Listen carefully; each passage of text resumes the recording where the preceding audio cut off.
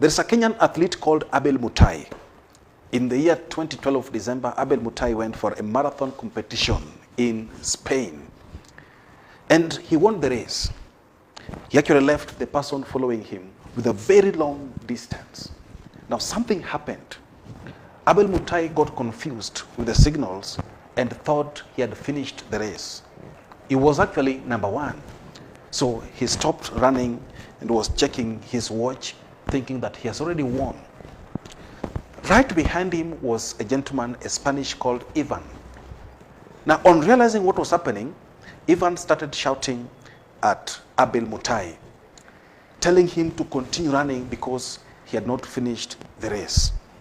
Abel, being a villager from Kenya, would not understand the Spanish, and so he kept on walking normally. And Ivan realized that this man does not understand Spanish. So he ran forward and pushed Abel to win the race. That is how Abel won that race. And so the media gathered to interview Ivan Fernandez for that act of kindness. And he made some very profound statements. And one that caught my attention is that what is the joy of having victory that you didn't deserve? You knew very well that even if I take advantage of this guy, if I take advantage of his confusion and just jump forward and win this race, I don't deserve it. Now, if you check the distance that this gentleman gave me, it was not possible to cover that distance and win the race. So it was obvious that Abel won the race. So I pushed him to get what he deserved. My question is this: how many in our generation will push someone to get what they deserve, knowing that this person deserves this thing? Let him get it.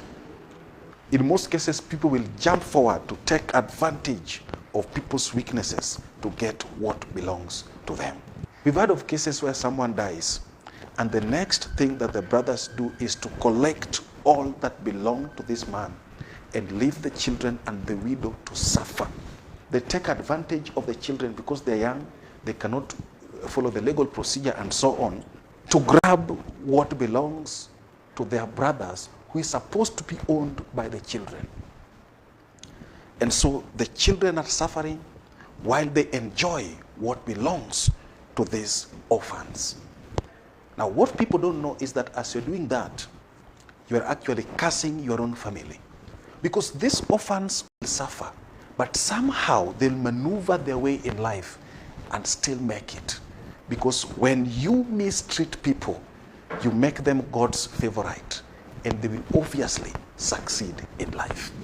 So how do you feel when you know very well that you are enjoying what someone else should be having, what someone else worked for? That is not humanity. Let us sometimes be like Ivan. When you know this person deserves this thing, push that person to get it. Now the thing is this: such an act can never go scot-free. You'll always reap the consequences of the same, unless you push what belongs to the orphans to have it. In most cases, people take advantage of foreigners. They come to do business deal, and since this person knows that this person does not belong to our country, they maneuver their ways and strip this foreigner of what belongs to them, and they remain to enjoy it and ensure that by all means the foreigner is deported, or the foreigner cannot in any way get back what belongs to them. I'm trying to imagine how you feel it when you know very well that you're enjoying someone's blood, someone's sweat, while the person is languishing in depression and frustration somewhere. Let's have the humanity of Ivan Fernandez.